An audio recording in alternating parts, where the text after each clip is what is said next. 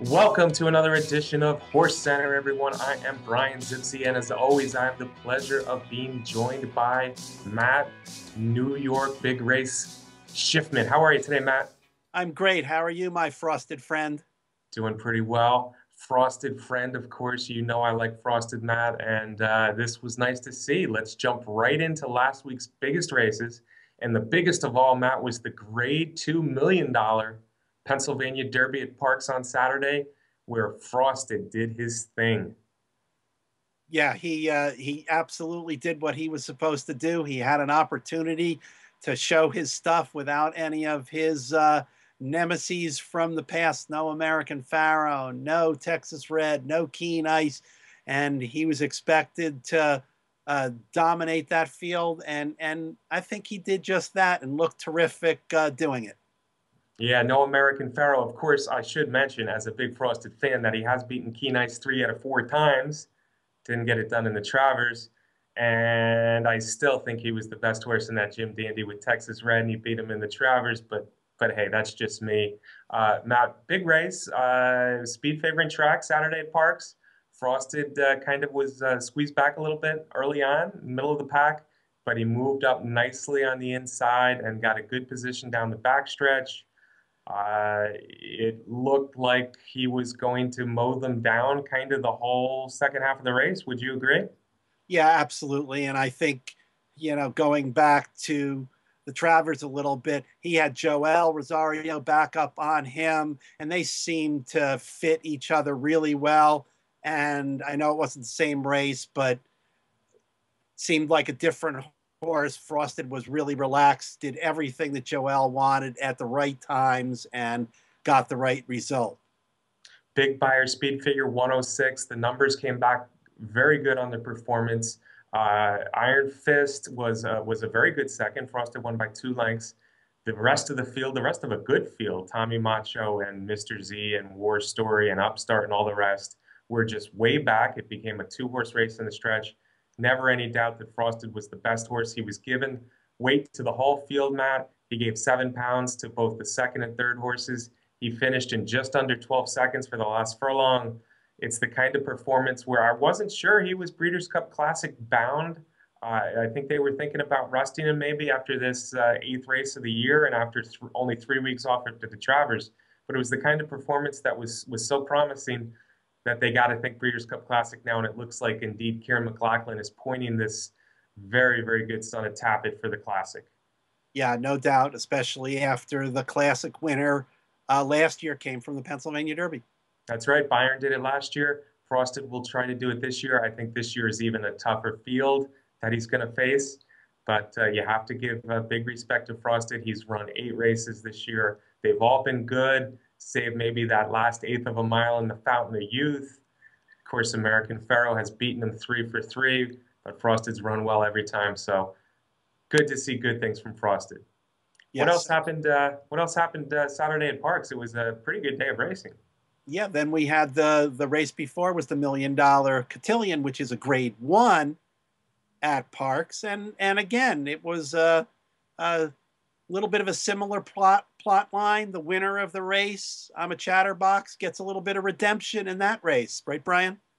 Yeah, redemption indeed, Matt, because in the Alabama, Embellish the Lace, who was a little bit longer odds than her, got out there in that mile-and-a-quarter race, got the lead. I'm a Chatterbox was also shuffled back a little bit early in that Alabama, and then never could really catch her. She was the one that tried Embellish the Lace in the Alabama, the Grade 1 Alabama, but Embellish the Lace was not giving it up this day. Totally different circumstance here at Parks. I'm a Chatterbox, much like Frosted, looked good the whole way. And you know, Matt, she's run 7 races this year, all of them good, really good performances. I thought she was unlucky here and there along the way, but now she's a Grade 1 winner. Yeah, and the connection to that horse, it's always great to see Larry Jones get another big win, and looking for good things from I'm a Chatterbox. Yeah, good things. Kieran McLaughlin, I think the world of him, the trainer of Frosted. Also true about Larry Jones, the 2 big winning trainers at Parks, $1 million races. Two of just the nicest guys in the sport, really good horsemen. and it's nice to see them both get a big win. You mentioned the Grade 1 Cotillion. I'm a Chatterbox's first Grade 1, but also how is the Penn Derby not a Grade 1? I think that's something that we need to see elevated, say, next year. Yeah, I'm surprised that it wasn't grade one off of the field from last year with California Chrome and Bayern. Should have been a grade one. It's got the purse money, been drawn terrific fields. I sure hope it's a grade one next year. Well, Frosted beating a plethora of stakes horses on Saturday should make it happen, make it so for next year. Frosted, I'm a Chatterbox, two very deserving winners. They hadn't been at the winner's circle recently, but it was good to see them at Parks. Okay, so those were the biggest stories, I think, from last week of racing. But let's start talking about this week of racing because I think we get into the Breeders' Cup preps even more and maybe the big name that's going to run this week. There will be a lot of them next week, but the biggest name running this week, Saturday, Santa Anita, the Zenyatta, it's Beholder. Yeah, and that's quite a card they've got out there. Is it? I think there are five grade ones on the card at Santa Anita on Saturday. But yes, Beholder is back, making her last prep race before the Breeders' Cup, before the Breeders' Cup, before her date in the Breeders' Cup Classic. Yeah, they do have five grade ones, Matt. They have the Rodeo Drive for turf mares. They have the Awesome Again, which, has proven to be a huge prep in years past. They have the 2-year-old stakes, the Chandelier, and they also have the Front Runner, where we're going to see some of the top 2-year-olds in the country. But Beholder really overshadows the day, I think, at Santa Anita on Saturday. Now, we are purposely showing a replay here from Santa Anita, as opposed to her just awesome performances at Del Mar. We know what she did in the Clement L. Hirsch. Of course, we know what she did in her amazing Pacific Classic. But the last time she ran at Santa Anita, yeah, Gary Stevens rode her pretty darn confidently, but Warren's Veneta was in the picture at least, Matt. Yeah, I think that's true. But I think, like we've mentioned before, I think Beholder has stepped up into a whole different realm than she's been in before.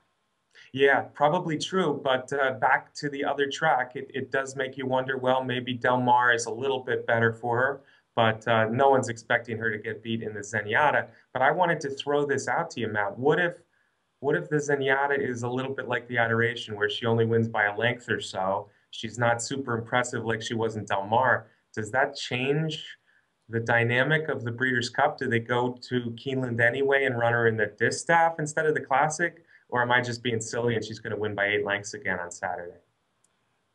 Well, I think she's probably going to win by 8 lengths again on Saturday, but I, I think it's worth considering. What if she doesn't dazzle?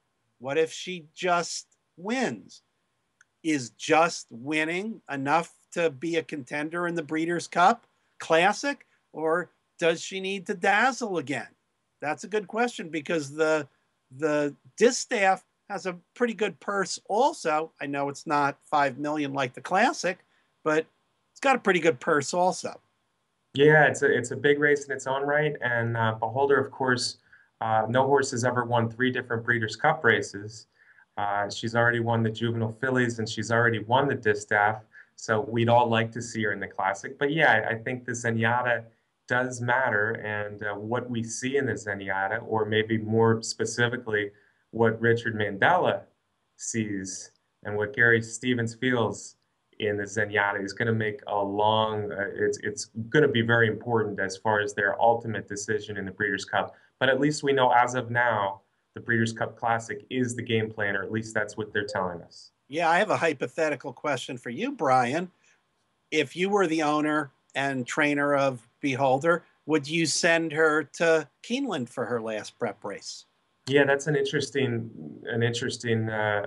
idea, Matt, and maybe I would. On the other hand, when you're dealing with somebody this good, there have been questions about her shipping in the past, but it probably doesn't matter where she runs her last race. I don't know if the Keeneland track it's certainly different than she's seen out there.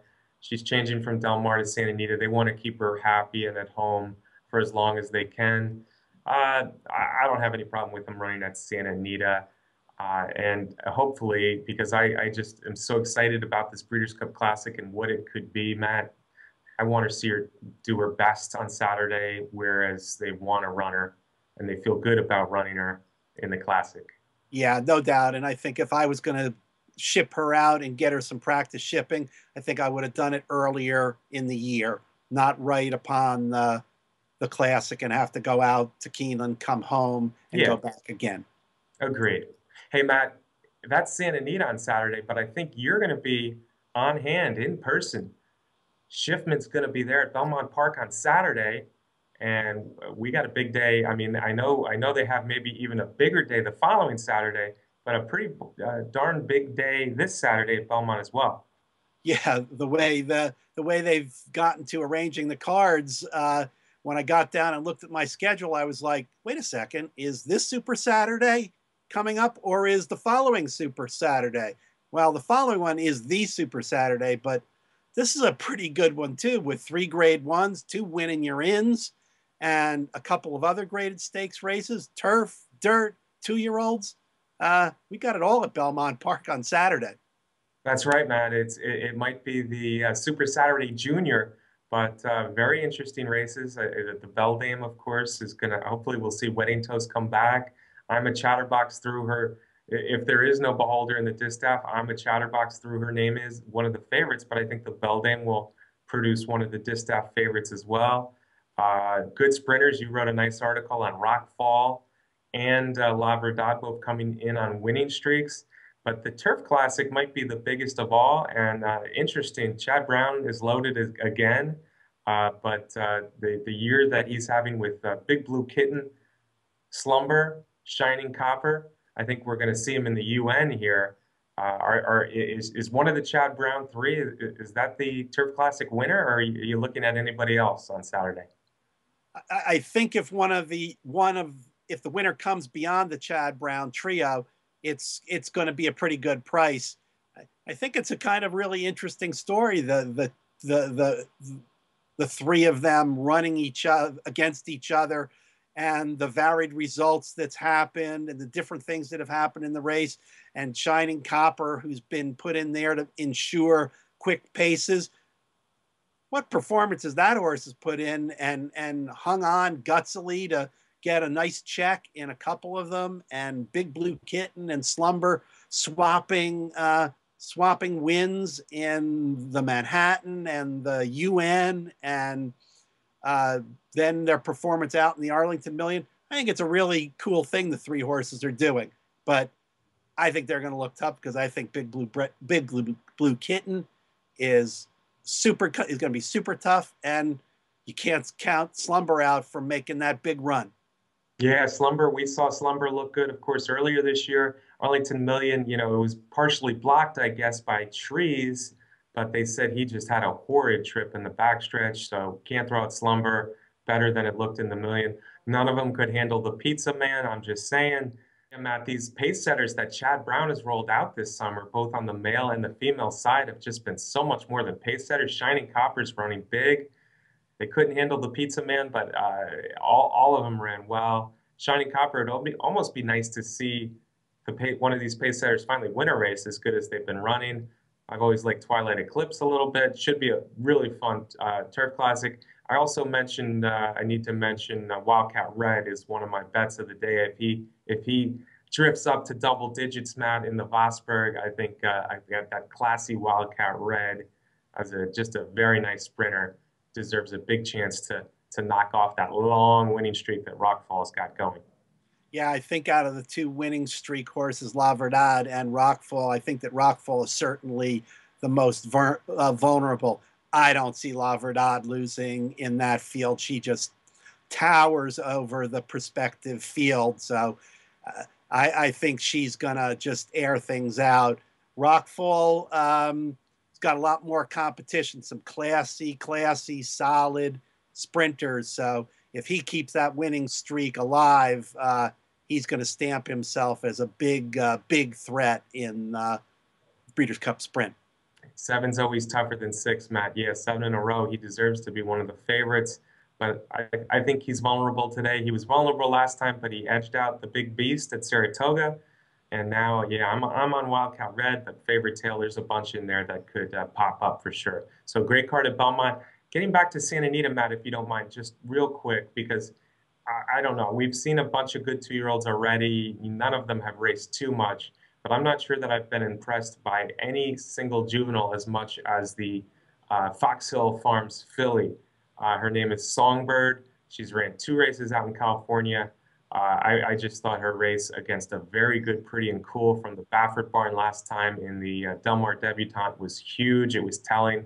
The word has been out about this Songbird, how good she is in the morning, how big her stride is, how easily she does things.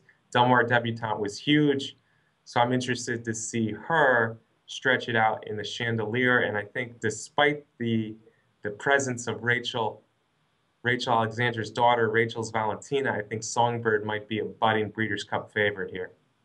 Yeah, it kind of looks that way. And anytime you can beat up on one of the Baffert 2-year-olds, and that's a pretty good one, you've got a good horse there. I think Jerry Hollendorfer has got a nice filly here.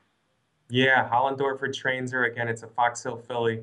If she goes into the Breeders' Cup 3 for 3, which I kind of expect her to do, that means she wins on Saturday. And yeah, that's what I'm most excited about Santa Anita is the fillies, these fantastic fillies, the 5-year-old Beholder and the 2-year-old Songbird. All right, Matt, so we're wrapping up with great weekend at Parks, big weekends coming at Belmont and Santa Anita.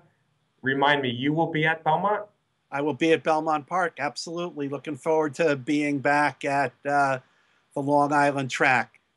Even on the heels of Saratoga, it's always great to be at Belmont Park. Well, you know I love Belmont. I wish I was there with you, Matt. Breeders' Cup is, we are rolling towards Breeders' Cup fast, 5 weeks away. Frosted and I'm a Chatterbox will be there. A lot of the winners we'll see this Saturday will be there. We hope you're back here to watch another edition of Horse Center. As always, we're brought to you by Horse Racing Nation and Derby Wars. Thank you to our producer, Ember Marr. And Matt, thanks for joining me again today. My pleasure, Brian, and thank you everybody for watching. I'll see you next week, Matt. See you all next week. Have a good week.